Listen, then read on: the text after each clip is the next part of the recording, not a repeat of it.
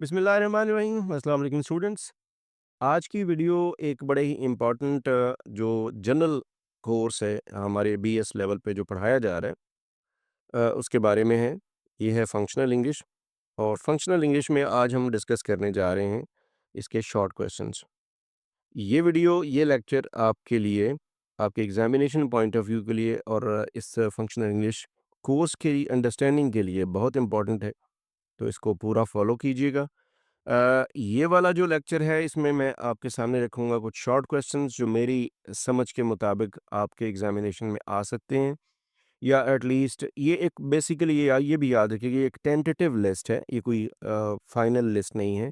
Examination में इनसे मिलते-जुलते question आ सकते हैं। सो मैंने ये एक एफर्ट की है, आप इसको फॉलो कीजिए, आप इस जैसे और भी क्वेश्चन बना सकते हैं। तो चलिए देखते हैं फंक्शनल इंग्लिश के शॉर्ट क्वेश्चंस किस तरह के आपके एग्जामिनेशन में आ सकते हैं। फर्स्ट जो हमारा टॉपिक है हमारी कोर्स आउटलाइन में, that is developing analytical skills. What are some daily habits that can help improve analytical thinking? How can reading books और articles on diverse topics improve analytical thinking? How does learning to identify patterns and trends improve analytical skills? What is the role of feedback in improving analytical abilities? How can learning a new skill or subject enhance analytical thinking? Why is it important to practice logical reasoning exercises regularly? अगर आप इन questions को देखिए गौर से, तो एक तो ये याद रखिएगा कि आपका ये वाला आंसर 3 to 5 सेंटेंसेस से ज़्यादा का नहीं होना चाहिए। ये आपके जो टॉपिक है इसमें हम अगर आपने इसी चैनल पे फंक्शनल इंग्लिश की जो प्ले लिस्ट है उसमें देखिएगा, तो एनालिटिकल स्किल्स पे हमारी 2-3 जो वीडियोज़ हैं उसके अंदर आपको इन क्वेश्चंस के आंसर्स मिल सकते हैं। नेक्स्ट है transitional devices. What are transitional devices and why are they important in writing? How do transitional words improve the flow of a paragraph और essay? What transitional phrases are commonly used to introduce examples? How do transitional devices help in organizing ideas logically? What is the difference between transitional words and transitional phrases? ये वाले questions भी आपको transitional devices की video में मिल सकते हैं।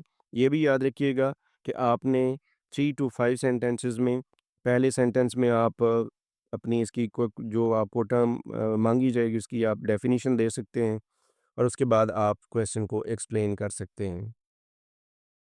इसी तरह ट्रांजिशनल डिवाइसेस में कुछ और क्वेश्चंस हैं। How do transitional devices improve reader comprehension?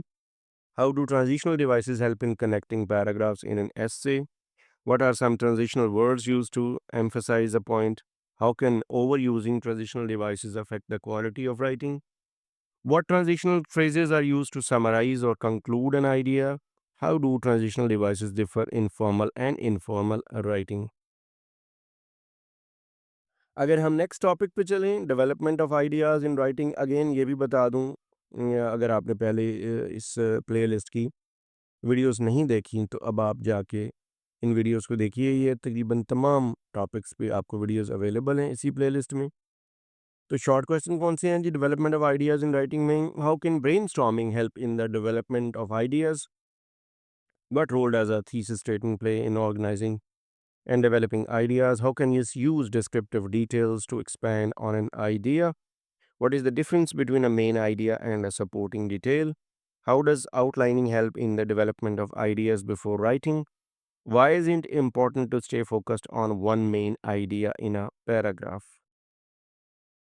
What are some techniques to make your ideas more clear and convincing? Why is it important to consider your audience when developing ideas? How can you use cause and effect relationships to expand on an idea? What is the role of transitions in connecting and developing ideas? How can revising and editing improve the development of ideas in your writing? So ये कुछ ऐसे questions हैं जो आपने development of ideas में आपने topics में ये पढ़े होंगे। आप इनके आंसर्स बना सकते हैं। ये भी याद रखिए कि आप ये एक प्रैक्टिस है बेसिकली, और प्रैक्टिस में ये होता है कि आप क्वेश्चंस के आंसर्स लिखते हैं और अपने टीचर्स को चेक करवाते हैं। The most important thing is your writing instead of just knowing about the questions. आपकी जो प्रैक्टिस है वो असल में मैटर करेगी। रीडिंग कॉम्प्रिहेंशन एक बड़ा कॉमन सा सब्जेक्ट है। How can identifying the main idea of a text improve comprehension? What strategies can you use to understand unfamiliar vocabulary in a text? How does summarizing a passage help in improving comprehension? Why is it important to make predictions while reading? अच्छा, ये भी बताऊँ कि इसमें कुछ जो reading comprehension है, इसमें आप इन तमाम क्वेश्चंस में एक-एक, दो-दो लफ्ज़ की बाज़ औक़ात जो फ्रेजेज़ हैं, आप उन पे ज़रा ज़्यादा फ़ोकस कीजिएगा। जैसे पहले क्वेश्चन में आइडेंटिफाइंग द मेन आइडिया, दूसरे में है to understand unfamiliar vocabulary, how does summarising a passage help in improving comprehension? इसमें जो कीवर्ड है दैट इज़ समराइजिंग, समराइज़ेशन एक टर्म है, उसको आपने एक्सप्लेन करना है। Why is it important to make predictions while reading? So predictions एक टर्म है। What is the difference between skimming and scanning? ये 2 मेजर वर्ड्स हैं और द 2 मेजर टर्म्स हैं जो आपने पढ़ी होंगी। How do they aid comprehension? And how does visualising the content of a text improve comprehension? इसमें विजुअलाइजिंग द कंटेंट, विजुअलाइजेशन एक टर्म है जिसके ऊपर फोकस करने की ज़रूरत है। What role do context clues play in reading comprehension? इसमें कॉन्टेक्स्ट क्लूज़ पे फोकस कीजिएगा। How can identifying the tone and mood of a text improve comprehension? So, identify the tone and mood. Why is it important to recognize the structure of a text? For example, cause, effect, compare, contrast. So, ये structure पे आ गया. What are some ways to improve your focus and concentration while reading? ये एक general question है. प्रेसी writing में questions कौन से आते हैं? प्रेसी राइटिंग में you have to keep in mind कि प्रेसी राइटिंग पे इतना टर्म्स मैटर नहीं करती जितनी आपकी पैराग्राफ लेके उसकी प्रेसी बनाना है। आपको पता है, आप ऑलरेडी आप प्रेसी राइटिंग की वीडियो में सुन चुके होंगे, देख चुके होंगे कि प्रेसी राइटिंग में आपके पास एक पैराग्राफ होता है और आपने उस पैराग्राफ को 1/3 समराइज़ करना होता है। सो बहरहाल अगर कुछ टर्म्स इसकी आ सकती हैं, कुछ क्वेश्चंस आ सकते हैं तो वो इस तरह से, what is a precis and how is it different from a summary? Why is it important to maintain the original meaning of the text in a précis? What are the key steps to writing a good précis? How long should a précis be compared to the original text? What are common mistakes to avoid in précis writing? And why is it important to follow the logical structure of the original text in a précis? इसी तरह developing an argument में what is the purpose of developing a strong argument in writing और speaking? How can you identify the main claim और thesis of an argument? So thesis के ऊपर गौर कीजिएगा, main claim और थीसिस या main theme. What are the key components of a well developed argument? Why is it important to provide evidence to support your argument? Providing evidence, how can counter argument strengthen your argument? What is the role of logical reasoning in developing an argument? So, logical reasoning is the key word in this question.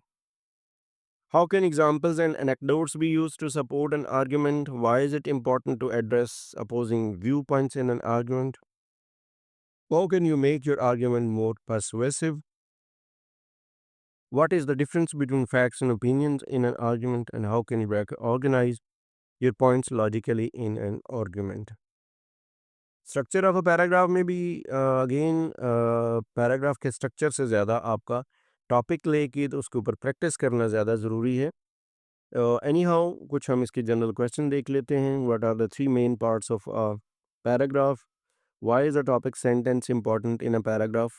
Topic sentence की importance. How do supporting sentences develop the main idea of a paragraph?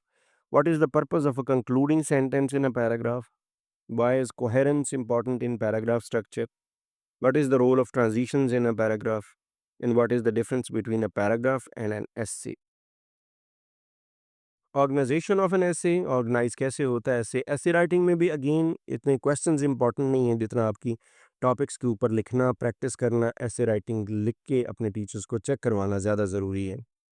सो अगर कुछ questions ऐसे हैं जो आपको ऐसे writing की organisation के बारे में, ऐसे कैसे बनाते हैं, अगर आपकी अंडरस्टैंडिंग बेहतर कर सकते हैं तो वो ये वाले हैं। What is the purpose of an introduction in an essay? Why is a thesis statement important in essay structure? How does the body of an essay support the thesis statement? What is the role of topic state sentences in the body paragraphs? How can transitions improve the flow of an essay? Why is a conclusion necessary in an essay?